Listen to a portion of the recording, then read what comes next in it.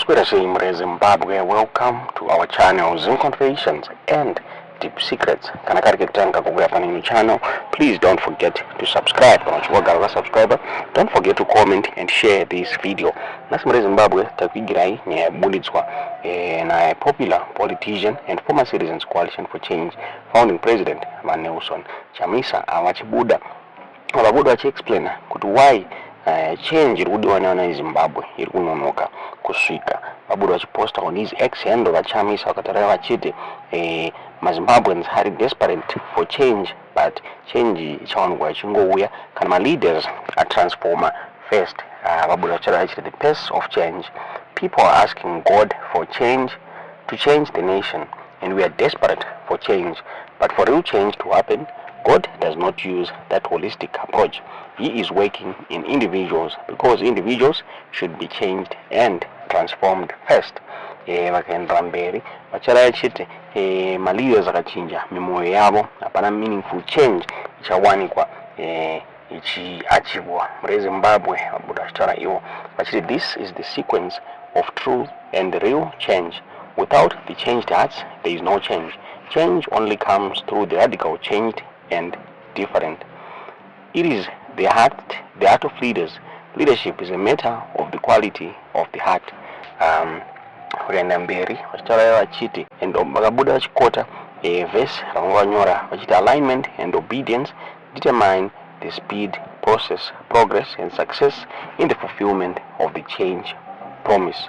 Romans 12:2-3, verse 23, Jeremiah 17 verse 9.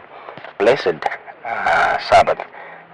MaZimbabweans ndezvabuda zvitaurwa naNelson Chamisa muZimbabwe. Azvinopera mushe maZimbabweans abuda achichema vachitaura vachiti shanduko iri kuuya iri mukuru kana kuti toenda mumastreets.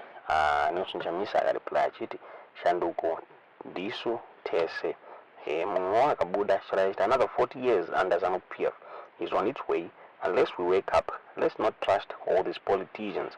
They are a waste of time. Mumwe akabuda achitaura iye achiti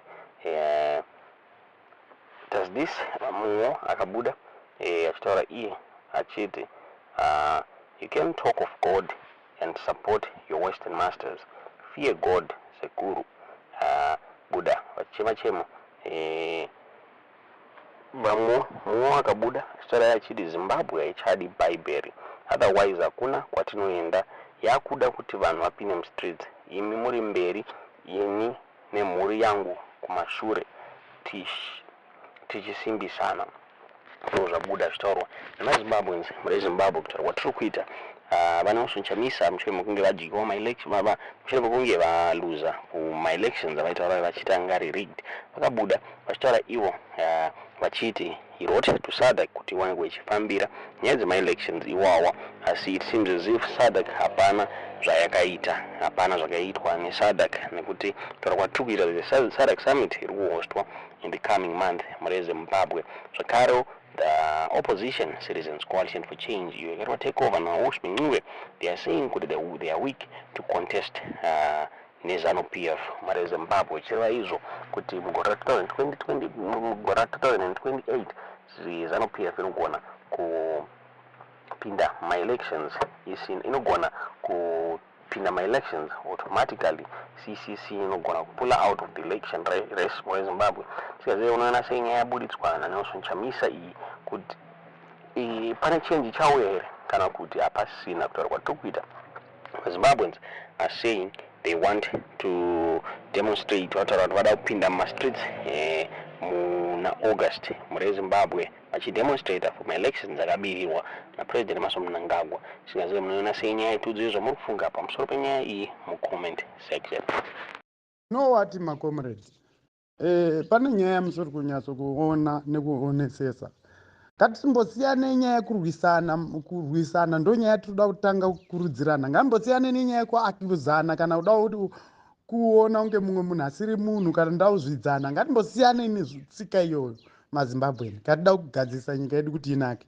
Ngatimbosiyane that mentality yekuti ukaona munhu anoda kuya achiakuzwa mumagroup, munhu iye muziye kuti ZANU-PF muzive ndo munhu amatoziva mususpecte kana kutomubuditse because haana basa because aripo pakuda kutukana nevanhu magurupu. Hazvisiri izvo.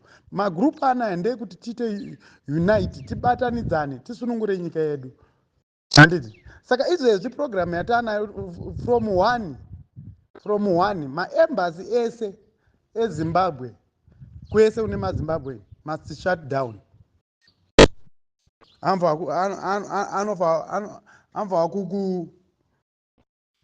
kuvharwa, ngaavharwe bhozi hatidirwe mari kuti pei yako yese yaunenge uchitambira pamwedzi imwe yacho haitosviki futi, haitosviki pei yemunhu yaanenge atambira pamwedzi. Anenge onobhadhara passport inoita 3.5 muno muSouth Africa yakwira manje yanga iri pa500 pandapedza unotora nevakomana vanhu mwandamboenda navo Zimbabwe muno 500 passport 3.5.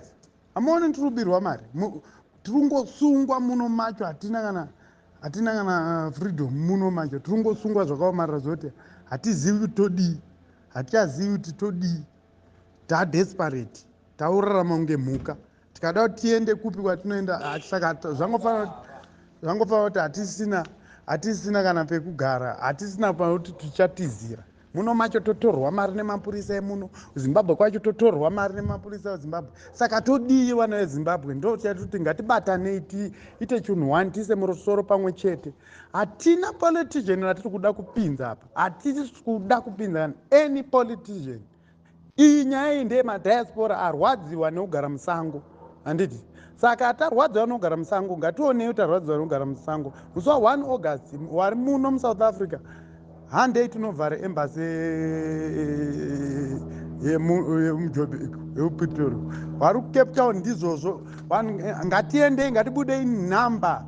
Watichada kuona kuti musiyai iwowo wacho ka tichada kuti timuziye, naye achatiziyawo. Handei tinovhara maembasi, taudze kuti embasi ngaimbovharwa because hazvishande, tiri nhapwa, hatisi chunhu. Gavhumendi yemuno macho haina kana basa nesu, haina kana tsitsi nesu. Tiri kuitwa zvese muno muSouth Africa, isusu maZimbabwe.